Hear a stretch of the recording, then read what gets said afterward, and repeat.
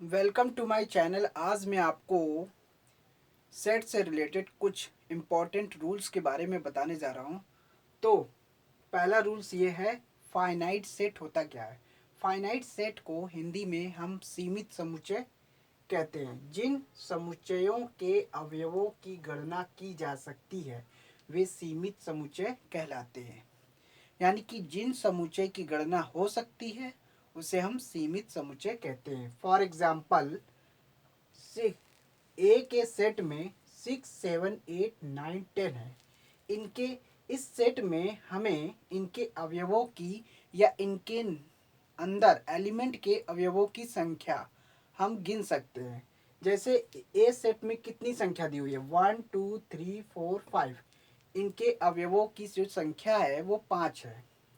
इसी तरह से बी में क्या है, A, E, I, O, U, यानी कि बी के सेट में जो सदस्य हैं, चाहे हम अवयव बोलें, चाहे हम एलिमेंट बोलें, चाहे हम मेंबर्स बोलें, बात एक ही है। तो यानी कि इन बी सेट में जो एलिमेंट्री है या अवयव या मेंबर्स, इसमें अवयवों की जो संख्या है वो 5 है। 1, 2, 3, 4, 5, ये 5 है। यानी कि हम इनकी गणना कर सकते हैं। और सी के सेट में एक्स सच दैट एक्स एक प्राकृतिक संख्या है जो 5 से छोटी है। यानी कि हमें एक प्राकृतिक संख्या है जिसकी वैल्यू जो है 5 से छोटी होनी चाहिए। तो प्राकृतिक संख्या कौन कौन सी हो गई, प्राकृतिक संख्या 1, 2, 3, 4। तो यानी कि हम इनकी संख्या हम गिन सकते हैं। एक लिमिट दिया है, यानी कि एक सीमित दायरे में है। जब दायरा तय कर दिया जाता है तो वो सीमित समुच्चय कहलाता है। तो हम इनकी संख्या को गिन सकते हैं। प्राकृतिक संख्या दी हुई है, यानी कि यहाँ पे प्राकृतिक संख्याओं की जो संख्या दी है वो 4 है, केवल 4 दी है, इसलिए हम इनकी संख्या को गिन सकते हैं। तो ऐसे सेट को हम सीमित समुच्चय कहते हैं। अब बात आती इनफाइनाइट सेट क्या होता है। इनफाइनाइट सेट वो होता है, इनफाइनाइट सेट को हिंदी में हम असीमित समुच्चय कहते हैं। इसका डेफिनेशन ये है, जिन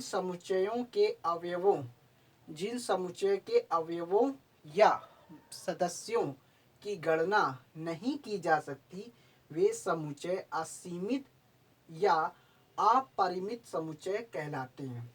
फॉर एग्जाम्पल, यहाँ पे 1, 2, 3, 4, 5, 6 एंड सो ऑन। यहाँ पे प्राकृतिक संख्याओं का समुच्चय दिया है। प्राकृतिक संख्याओं का समुच्चय 1, 2, 3, 4 एंड सो ऑन तक का होता है, इनफाइनाइट तक चलता है। तो हम इसकी संख्या को गिन नहीं सकते। अगर हम इसमें लिमिट तय कर दें, यानी कि एक रेंज, अगर इस सेट का अगर हम रेंज तय कर दें तो वो सीमित समुच्चय हो जाएगा। लेकिन इसमें लिमिट, रेंज तय नहीं की गई है, इसीलिए असीमित समुच्चय है। अब यहाँ भी ये सम संख्याओं का समुच्चय है।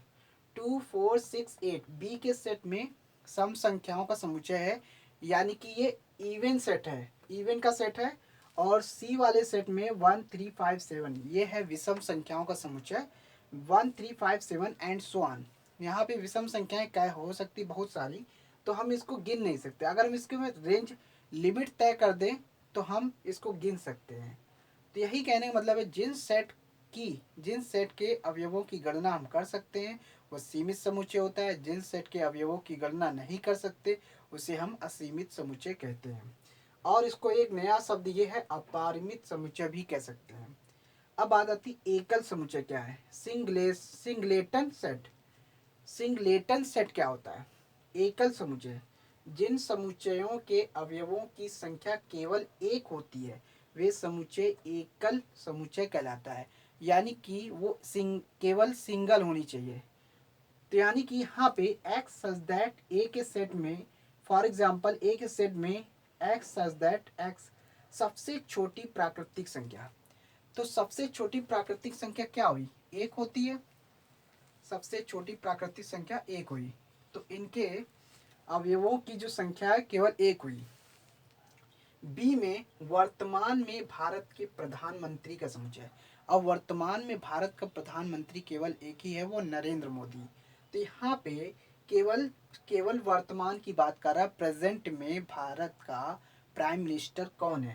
तो ये एक भारत का प्रधानमंत्री एक ही होता है, इसलिए यहाँ पे सिंगल है। तो ये एकल समुच्चय में आएगा। तो जो एकल में आता है उसको एकल समुच्चय ही कहेंगे। अब जैसे हम कह सकते हैं कि सबसे छोटा सम कौन सा है, मतलब सबसे छोटा सम।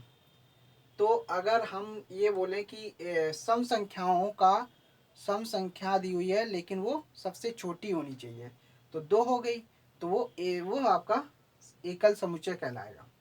अब इसी तरीके से नल सेट या नल सेट बोलिए या एम्प्टी सेट बोलिए या वाइड सेट बोलिए, इसको हम रिक्त समुच्चय कहते हैं। जिन समुच्चयों में एक भी अवयव नहीं होते उन्हें रिक्त समुच्चय कहते हैं। ऐसे समुच्चय को मंझले ब्रैकेट से रिप्रेजेंट करते हैं या फाई चिन्ह से व्यक्त करते हैं, तो उसे हम रिक्त समुच्चय कहते हैं। अगर मान लीजिए ये है ऐसे कोई एक सेट दिया, तो ये आपका ये रिक्त समुच्चय हो गया, या हम इसको फाई से रिप्रेजेंट कर सकते हैं। अब यूनिवर्सल सेट क्या होता है? यूनिवर्सल सेट को हम समष्टि समुच्चय भी कहते हैं। हिंदी में समष्टि समुच्चय होता है यदि किसी संदर्भ में दिए गए सभी समुच्चयों का प्रत्येक अवयव निश्चित समुच्चय की भी अवयव हो, यानी कि प्रत्येक अवयव निश्चित समुच्चय की भी अवयव है, यानी कि उस सेट में केवल निश्चित समुच्चय हैं। जैसे एक यूनिवर्सल सेट वो होता है जिसमें निश्चित समुच्चय का भी अवयव हो, तो वह निश्चित समुच्चय या समष्टि समुच्चय कहलाता है। इसे प्रायः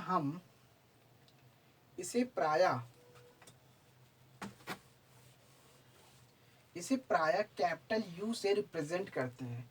यूनिवर्सल सेट का पहला लेटर यू है, इसीलिए हम इसे यू से रिप्रेजेंट करते हैं। इसमें एक निश्चित